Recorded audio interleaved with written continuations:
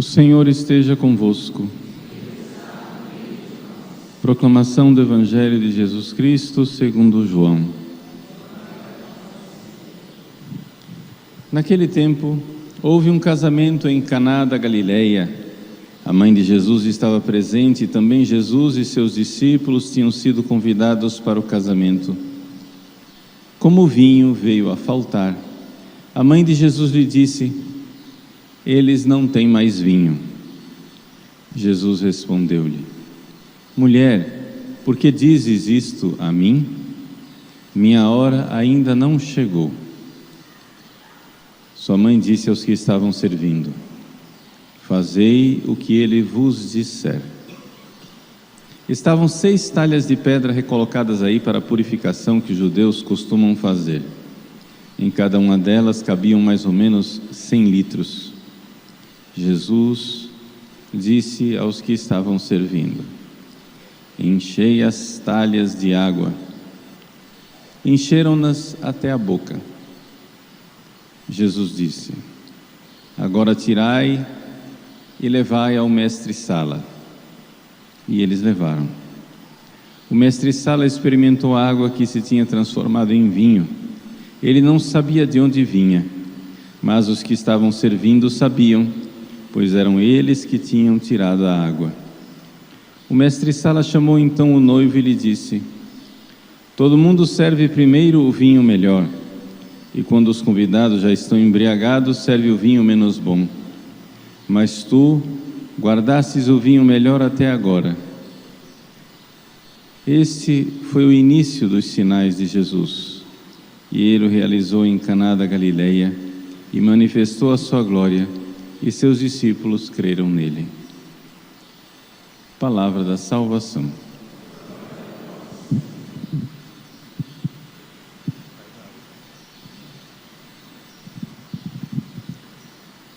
Meus queridos irmãos e irmãs, com alegria celebramos a solenidade da Imaculada. Sim, Nossa Senhora Aparecida é a Imaculada Conceição Aparecida. É importante nós recordarmos este pormenor, que não é um pormenor, é a coisa mais importante. É Nossa Senhora da Conceição Aparecida. E por que é tão importante que ela seja chamada de Nossa Senhora da Conceição? Porque é exatamente aquilo que explica toda a história da nossa nação, colocando-se debaixo do manto sagrado da Virgem Maria. Vamos primeiro recordar um fato interessante e importantíssimo no dia de hoje. No dia de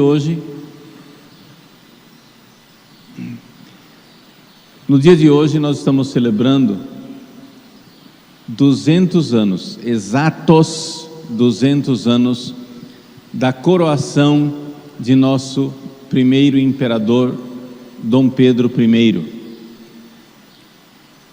Nós sabemos que ele proclamou a independência do Brasil no dia 7 de setembro, 200 anos atrás. O dia 7 de setembro desse ano foi especialmente movimentado com manifestações cívicas, né? Comemorando esses 200 anos da independência do Brasil. Então, no início, quando Dom Pedro, o príncipe regente Pedro de Alcântara, decidiu que nós não podíamos mais ser escravizados pelas cortes de Portugal, que queriam que o Brasil voltasse a um estado de submissão, ele inicialmente não sabia o que é que ele seria chamado, rei ou imperador, não é? Logo foram escolhidas as cores, primeiro o verde da Casa de Bragança, depois o amarelo da Casa dos Habsburgo, que Dona Leopoldina era Habsburgo, E verde e amarelo tornaram-se as cores do Brasil, essas duas casas, a casa de Portugal e a casa da Áustria, que agora regiam o nosso país. Mas logo no início se notou que o sentido de unidade do Brasil ainda era frágil. Os paulistas se sentiam muito mais paulistas do que brasileiros. Os mineiros se sentiam muito mais mineiros do que brasileiros. Os pernambucanos se sentiam muito mais pernambucanos do que brasileiros. E então, parecia que o Brasil, com as várias províncias, era, na verdade, uma diversidade de reinos, de nacionalidades diferentes. Então, Dom Pedro pensou, o melhor é que eu seja chamado não de rei, de uma nacionalidade só, mas de imperador dessas várias províncias, uma espécie de federação, né, onde cada província se unia debaixo de um imperador. Só para quem não entende a história, né? Ou seja, rei é rei de um lugar, imperador é o rei dos reis, é um rei que reina vários reinos diferentes, então por isso imperador. Então no dia de hoje, o príncipe herdeiro de Portugal, que seria rei de Portugal, tornou-se imperador do Brasil. Coincidentemente é o dia do aniversário dele, é o aniversário de Dom Pedro I. Se escolheu essa data, 12 de outubro, porque era o aniversário de Dom Pedro I. Então no aniversário de Dom Pedro I, há 200 anos atrás, ele foi coroado e ungido, sagrado, como imperador e defensor perpétuo do Brasil. Por que eu estou contando essa história? Porque depois ele abdica em favor do seu filho, Pedro de Alcântara, ele se torna Dom Pedro II, e Dom Pedro II terá também uma herdeira, que seria a imperatriz do Brasil, Dona Isabel, a famosa princesa Isabel. Então vejam só, a história do nosso país começa com o imperador sendo coroado no dia de hoje, 12 de outubro. Depois veio um segundo imperador, Dom Pedro II. Quando nós iríamos passar para o terceiro reinado, ou seja, para a imperatriz Dona Isabel I, veio o golpe de Estado da República. E agora, não temos mais imperatriz, porém, houve um gesto profético. Enquanto ela era a princesa herdeira, Dona Isabel, ela tinha uma angústia, ela se casou com um conde francês, né, Gastão de Orleans, o Conde de. E os dois, o casal de jovens, não conseguia engravidar. Ela não conseguia engravidar, não tinha filhos. E então ela foi princesa, junto com o Conde de Aparecida. E lá ela fez uma promessa a Nossa Senhora Aparecida, para que ela pudesse ter filhos. Passaram-se vários anos, não vinham os filhos, finalmente quando vieram 4, pronto, só para dizer que ela teve, né, teve filhos. E então ela, junto com o seu marido, foram em peregrinação agradecer esse milagre.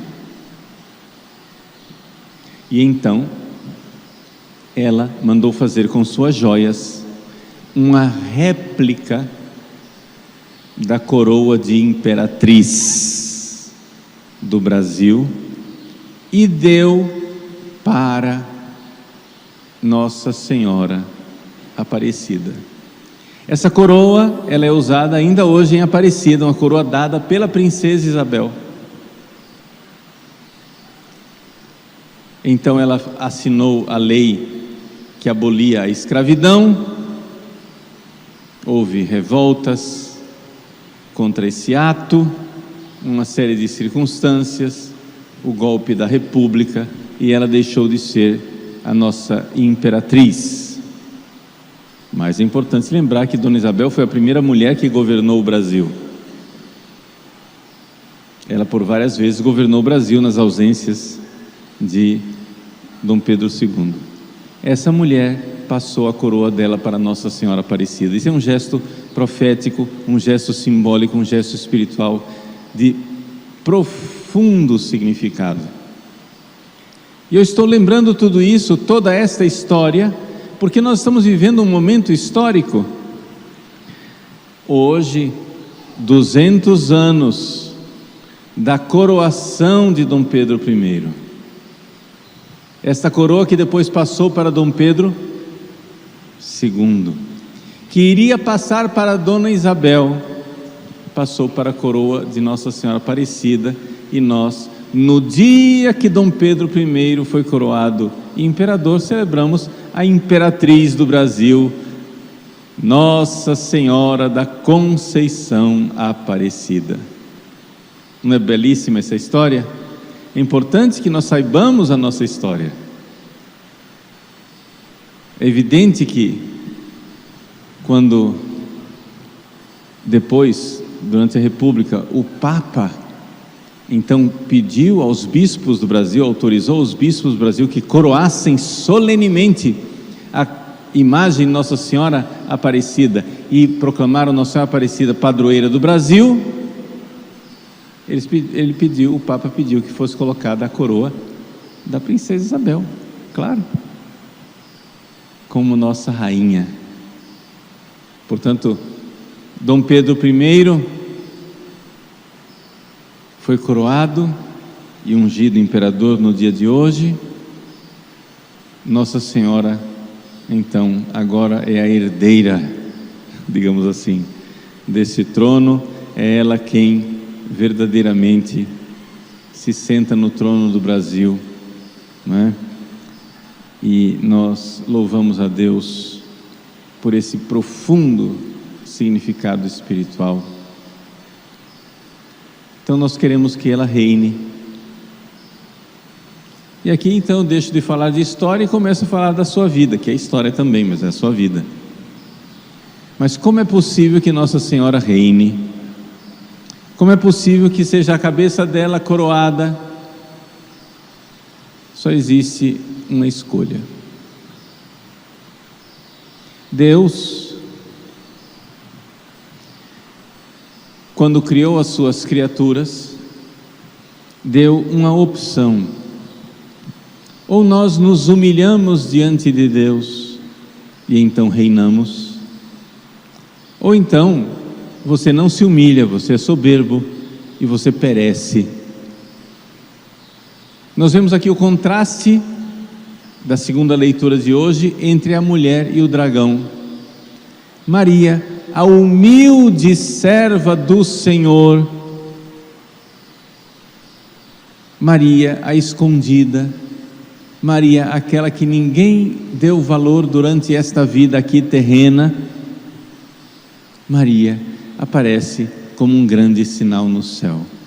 Uma mulher vestida de sol, com a lua debaixo dos pés e uma coroa de 12 estrelas. Deus coroou Nossa Senhora.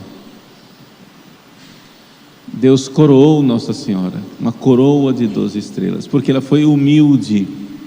Isso quer dizer que quando você é humilde, Deus dá a você a coroa da vitória, quando você se humilha diante de Deus. Por outro lado, nós temos o dragão, um outro sinal no céu, né?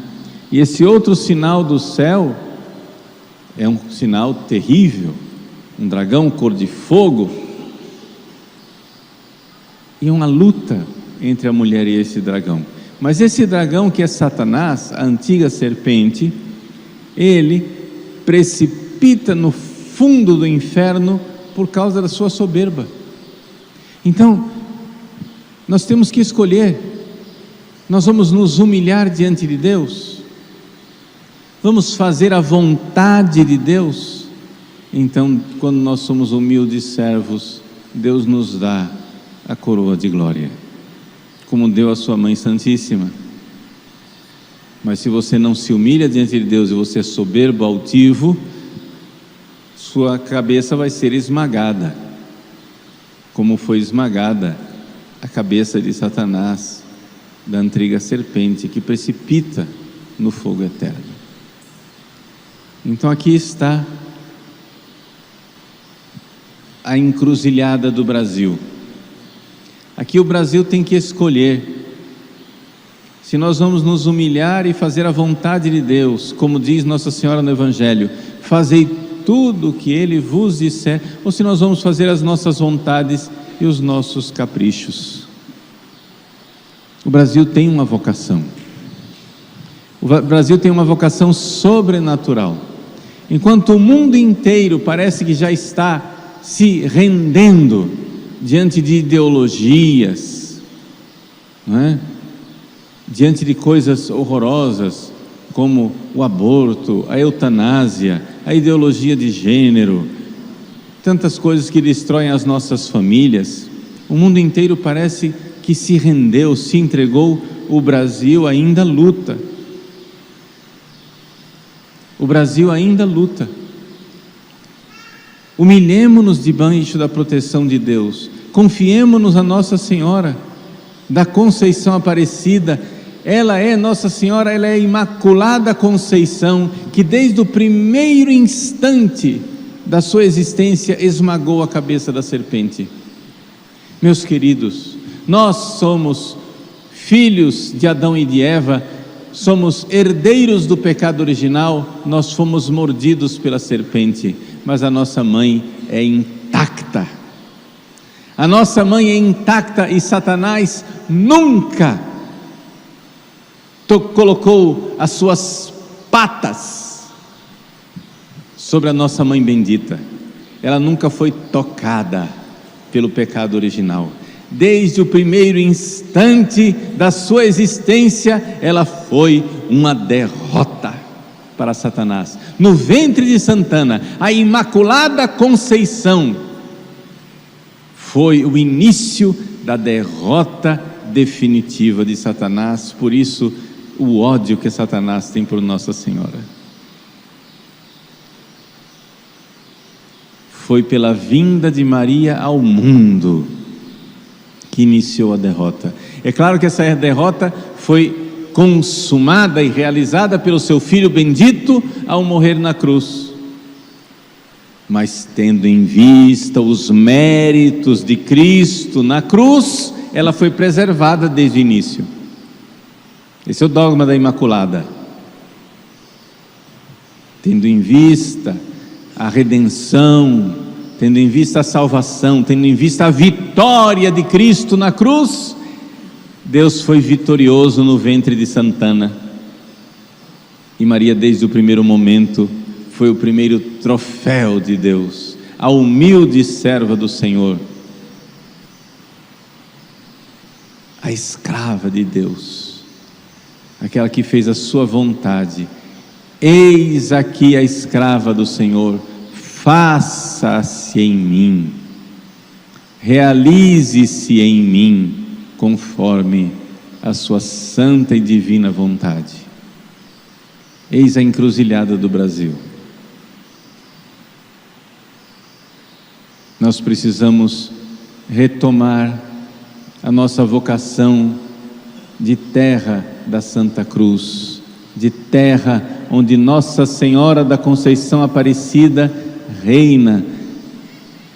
Nós também precisamos tirar as coroas de nossas cabeças, nossas coroas de soberba, de revolta, e depor estas coroas aos pés de Nossa Senhora, e então ela reinará sobre nós. Quando nós formos humildes servos e ouvirmos a sua voz: fazei tudo o que Ele vos disser. A vocação do Brasil é fazer o que Deus quer. Não seguir uma agenda que vem de outro lugar, mas seguir o projeto cristão, da família cristã.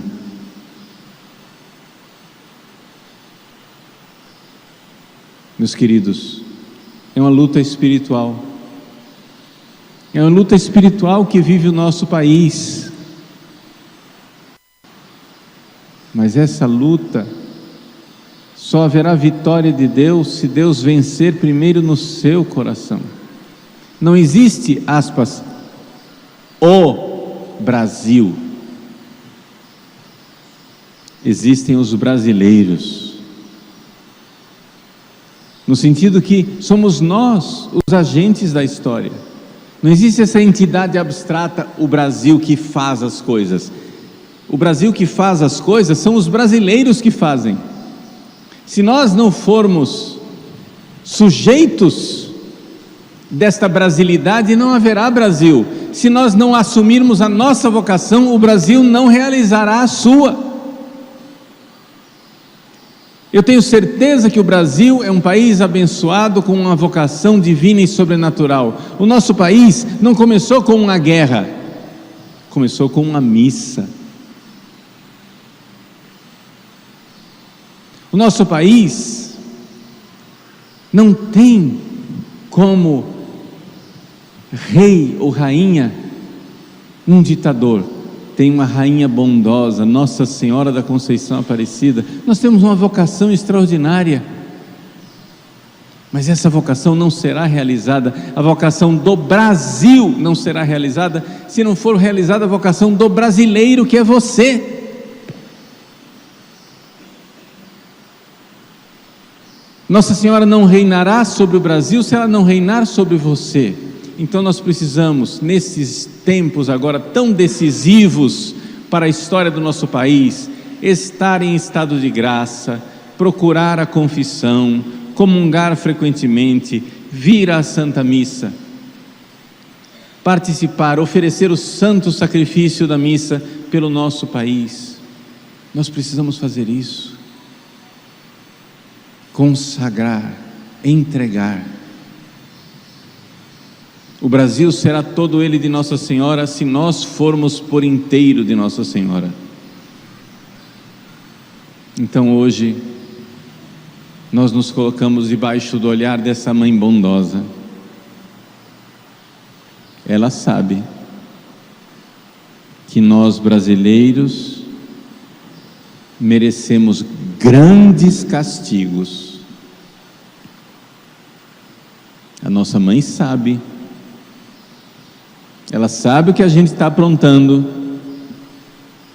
Nossa Senhora Aparecida sabe que nós brasileiros merecemos grandes e terríveis castigos pelos nossos numerosos pecados.